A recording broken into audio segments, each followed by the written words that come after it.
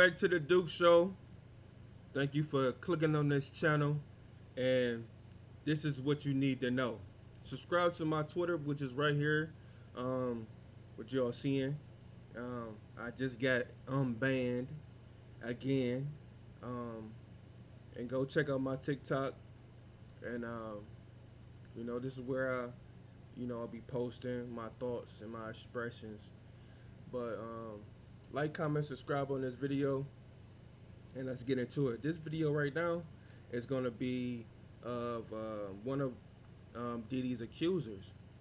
Her name is Thalia Graves, and she alleges that he and another man sexually assaulted her at a Bad Boy studio in New York City in 2001 and distributed the video of the assault. So let's hear what she got to say. But before we read this, I want to just say, right? I want to just say that it's been 20, 30 years of this taking place. And my only thing is that why wait now to come spill the beans and tell everybody what happened to you? My thing of you ain't have no family members that you could have called on. You ain't have nobody. You ain't have the police. You couldn't contact the FBI. You couldn't contact nobody to tell them what happened to you. You had to wait 20 to 30 years to come to the media with your story. Now, don't get me wrong. Diddy is a monster. You know, the things that I don't even know about, but I just know his character. Like, he a type of person that'll put you in these positions. You know what I'm saying? Just to, to manipulate you to do things for him just because of his kind of status that he got. So if he's using his status to manipulate people and do these malicious things to people, you deserve to go down. It's so many rumors that Diddy did this, Diddy did that, and I'm just here to tell y'all, I believe he should go to the guillotine for the things that he did. No life sentence can complete anything that he did or come clean or confess or be held accountable. Only accountability he needs is the accountability of a guillotine, right? So let's get into it. Thalia Graves, the plaintiff, versus Diddy, Bad Boy, Woody Woo, Woody Woo, Woody Woo, right? Bam, let's get into it. It say, in or around the summer of 2001, the plaintiff's life was violently knocked off course when the defendants Sean Diddy Combs and Joseph Sherman viciously sexually assaulted her in a Bad Boy record studio in New York City. It say the plaintiff was 25 years old at the time and dating one of Combs' employees, a relationship that Combs exploited to lure the plaintiff into meeting him and Sherman alone. So boom, already she dating one of Diddy's employees, and then Diddy snaked her from the employee. How can you be dating one of the employees and then end up going off with Diddy and some other dude? Like, where's your loyalty at? Where's your self-respect at? Where's your self-discipline at? You just go with him without telling dude where you going or telling the dude that you come with me. Oh, so the employee just said just go with him. Like, nah, man. Like, no, you shouldn't have went. Come on, you could say no. You could not go. You ain't gotta just go just because it's Diddy. These are things that happen to you when you just go and don't say no. It say once they successfully sequestered the plaintiff, Combs and Sherman gave the plaintiff a drink, likely laced with a drug that eventually caused her to briefly lose consciousness. Dang! So he a multi-millionaire, damn near billionaire, and he giving people laced drinks to knock them unconscious. And then she said she woke to find herself bound and restrained. So she was bound and restrained, knocked unconscious because she took a drink. Why is you drinking anything with these people and it's not your man? Why is you in any circle? Why are you going off into extra rooms when your man ain't even there with you? Like, come on, man. And then you waiting 30, 20 years, to come out and do all of this. Like, man, I don't get it. And then it say Combs and Sherman proceeded to brutally sexually assault the plaintiff and violate her. It say Combs mercilessly sexually assaulted her anally and vaginally. So then he drugging her, knocked her unconscious, bound and gagged her, duct taped her, and then proceeded to mercilessly, like viciously, anally, vaginally, sexually assault her. On top of that, it said Sherman forcibly slammed her into a table. So on top of, Diddy and Sherman doing all of that, Combs and doing all that, Sherman, he said, it's my turn. And then he slammed her on a table, slapped her up, mock up, and then slammed her, boom! And then he repeatedly thrust his penis into her mouth. Like, come on, man. Come on, man. If you getting all of this treatment to you, and somebody got the nerve to put their penis in your mouth while they doing all of this to you, like, man, ain't no rape don't happen like that. Sexual assaults don't happen like that. They not gonna put their thing in your mouth and say suck it and do this and do that. Like, come on, man. You couldn't bite that motherfucker off. You couldn't say, man, I'm tired of this. You couldn't bite that motherfucker. You just said, yeah, give it to me more in my mouth.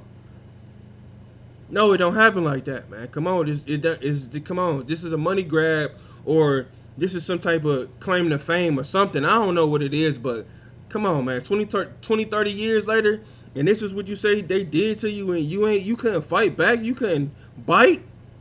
Come on, man. It say both men were undeterred by the plaintiff cries for help throughout the attack. Yeah, because shit, you sucking and fucking back. Like, yeah, shit. They thinking you liking it.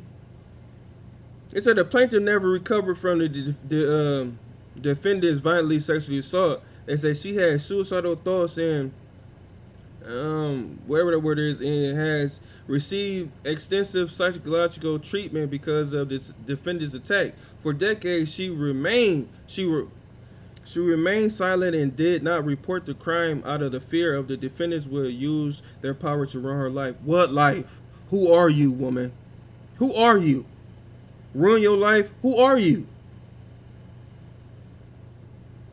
And to be perfectly honest, if this would have happened back then, 20, 30 years, nobody would have cared either. People only care now because it's a takedown of Diddy.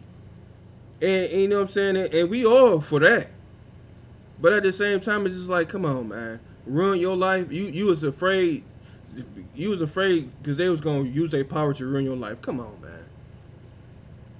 You could have went to anybody. You could have went to every news outlet. You could have called the government, all type of people. You could have did anything, man. If this really happened to you, could have called your family members and be like, hey, I'm about to go meet up with Wooty Woo. I need you to come do this. You know what I'm saying? Like, come on. If that really happened to you and you wanted to suicide and all this, come on, man. You could have did something. It says explicitly threatened to do. It said to this day, the plaintiff suffers from severe depression, anxiety, and panic attacks and still lives in fear of the defendants.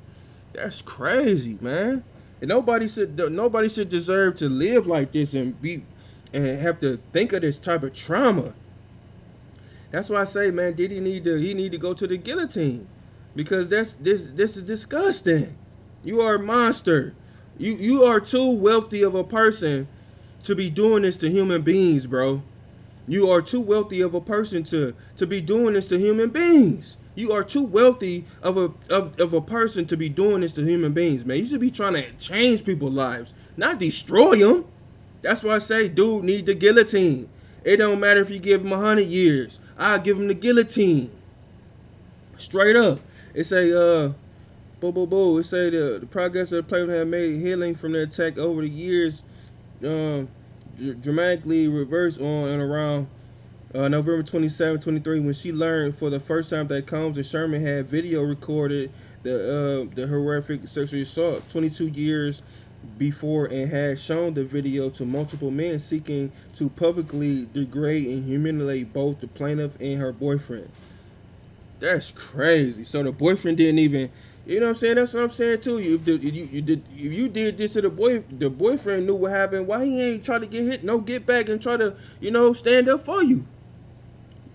Because you was with it. You was drinking the drinks. Oh yeah, we having a good time. It's the summer of 2001. Oh yeah, we having a good time. It's party time. It's party central. And you being a gullible yamp, he probably like, man, you deserved it, but don't nobody deserve it. But at the same time, women be doing some stupid shit, man. Boom. It said the plaintiff could not believe that defendants would record themselves committing a such gruesome crime and then proceed proudly and widely to disseminate the recording of it. It says she was distraught and sunk into a deep depression. She again considered ending her life. Okay, woody woo. This action seeks redress and for the defendants' brutalizing, misogynistic, and violent attacks on the plaintiffs, starting in 2001 with their sexual assault and continuing in the subsequent years as they compounded her humiliation by showing the video of the sexual assault to others. Man, that is crazy, bro. Dude need to go under the jail. Okay, so we gonna go to this little article right here. We gonna see what she got to say, y'all. Check this out.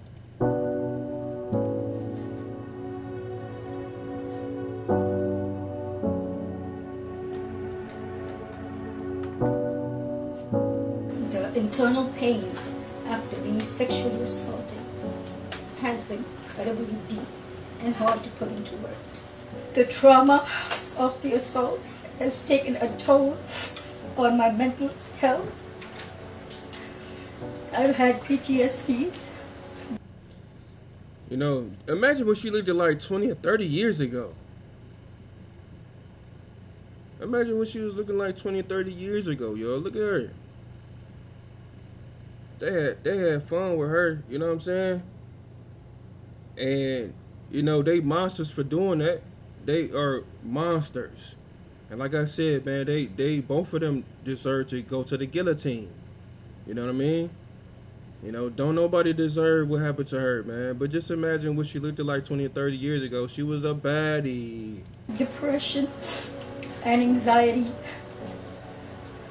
I'm emotionally scarred. It has been hard for me to trust others, to form healthy relationships, or even feel safe in my own skin.